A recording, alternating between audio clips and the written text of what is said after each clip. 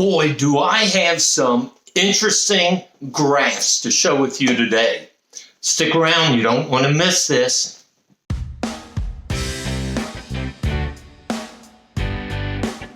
Hi, welcome back. My name's Joe Brown. I'm a realtor with Century 21, List with Beggins, located in South Tampa. Thank you so much for being here with me today. Hey, sometimes you watch YouTube videos and you hear everybody say, hey, click and subscribe, click the notification. And I don't do that.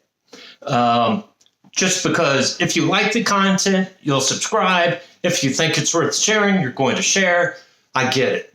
However, it really helps me out if you leave comments, because that tells me what you're thinking. So for those of you that leave comments, thank you very much. I appreciate it. So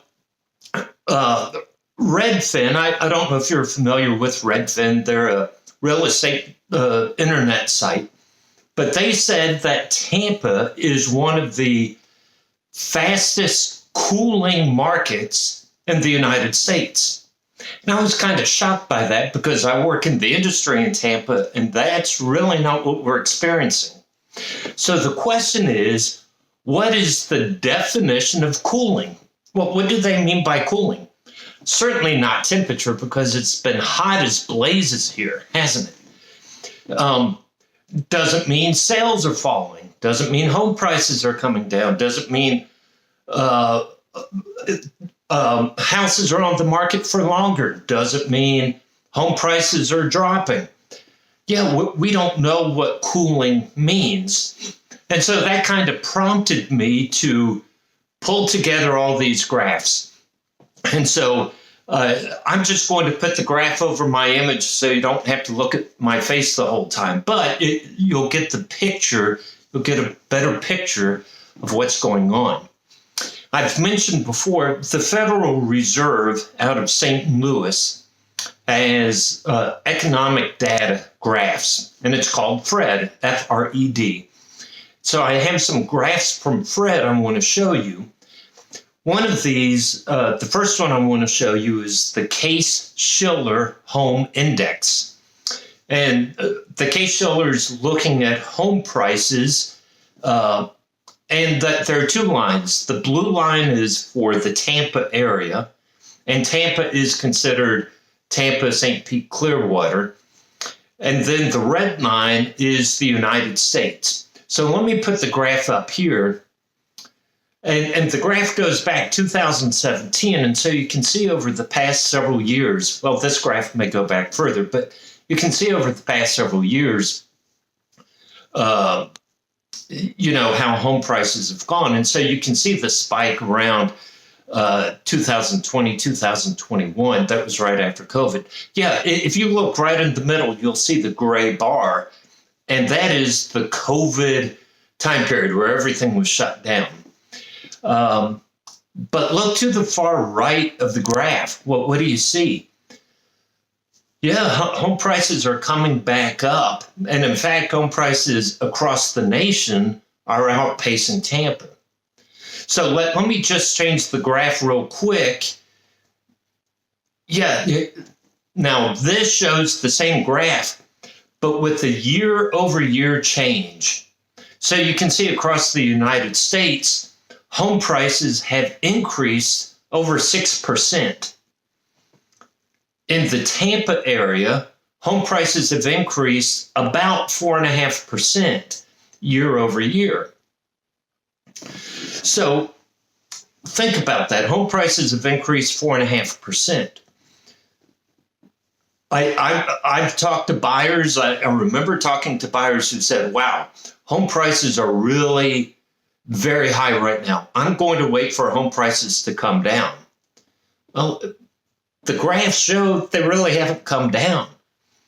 So if you think a year ago, somebody was looking at a $400,000 home, they said, you know what? I'm going to wait for home prices to come down.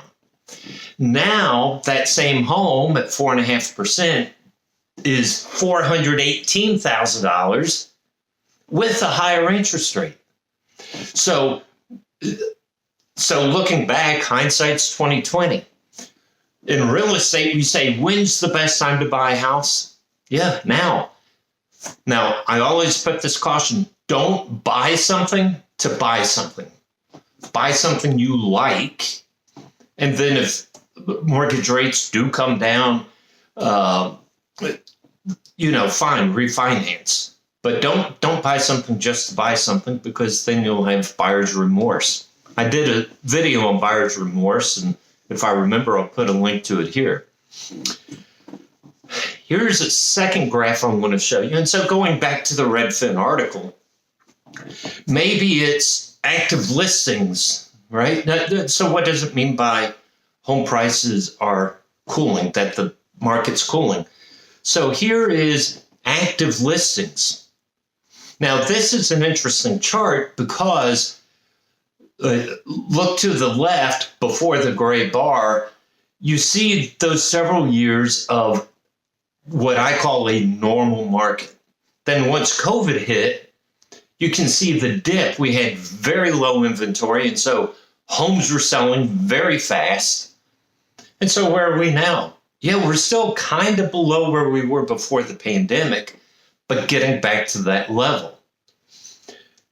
Some news sources and who you talk to may say this is a bad sign. Inventory is increasing. That means people aren't buying homes. Well, we're getting back to where we've been historically. Now, let me just say something about home prices. I did a video a few weeks ago looking at the real estate market in Hillsborough County, all of Hillsborough County. And I even put out an infograph on Hillsborough County every month. The sales over the past 5 years have gone up each month. So sales are not slowing down. Sales have actually increased for the past 5 months. So yes, active inventory is up. Sales are also up. How about days to sell, right? Maybe that's what's slowing down, days to sell. So here's this graph. And what do you see? Yeah. So again, before the pandemic, we were at a certain level. And what do we see now? Yeah, we're getting back to that same level of days to sell. People are screaming fire in a movie theater.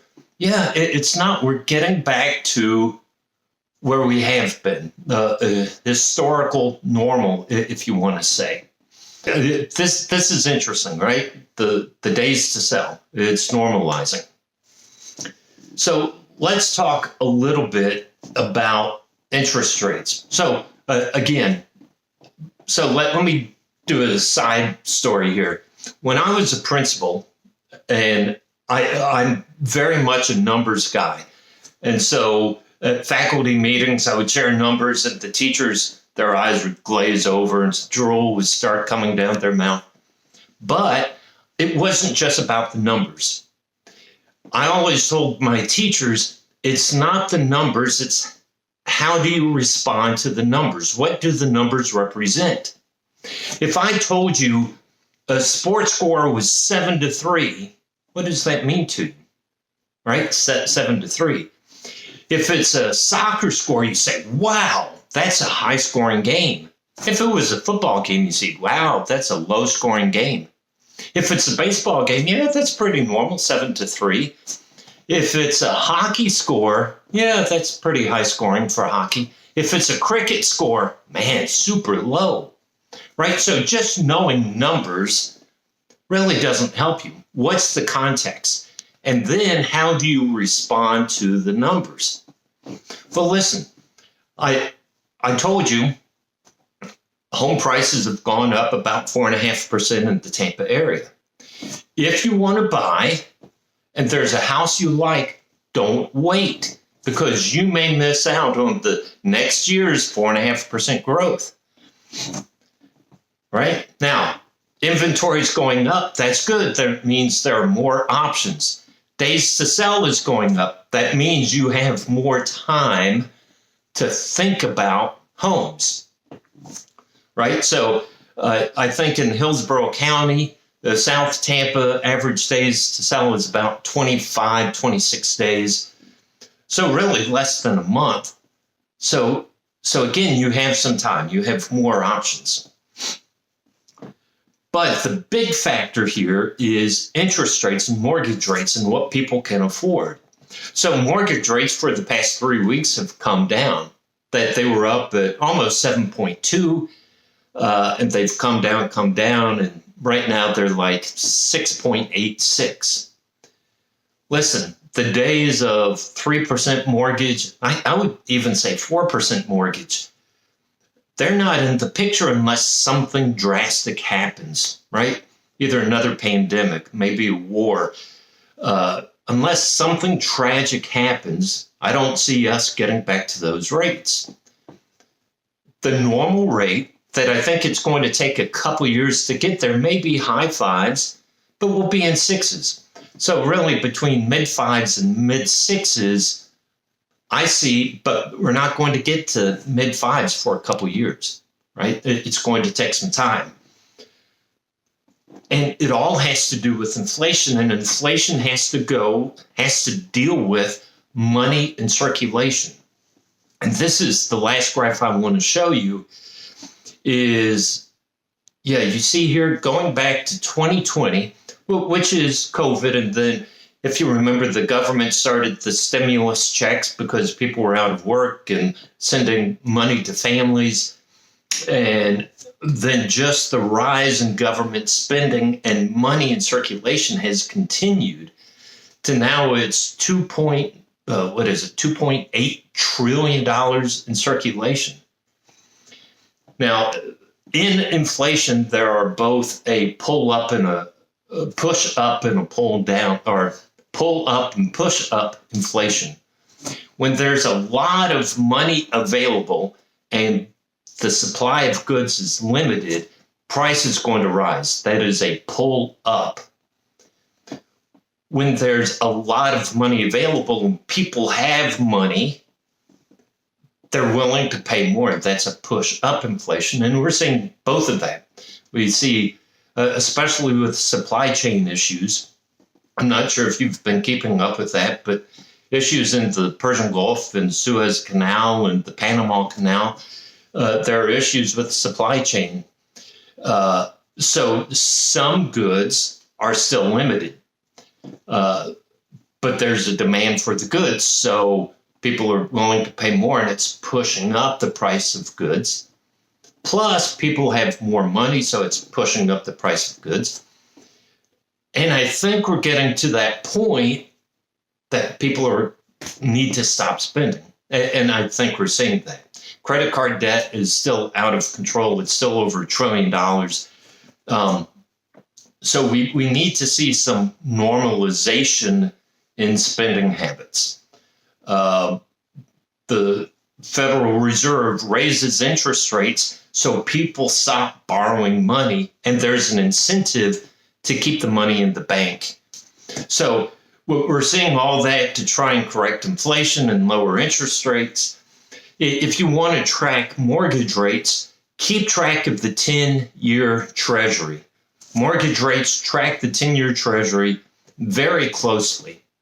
So keep that. It's one of the screens I look at every day to see what the 10-year Treasury does.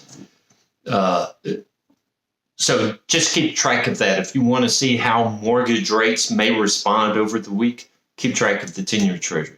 Listen, I threw a lot of information out to you. I understand the numbers. That's why I like sharing them. If you're asleep and drool running out of the side of your mouth, I'm sorry. Stick around next week. I'm going back talking about a commercial. I'm doing a video for my commercial business, talking about the expected growth in South Tampa. A lot of implications. If you're a business owner, you'll absolutely love it. If you know business owners, be sure to share my video with them next week. But that's what I'm talking about next week. Stick around.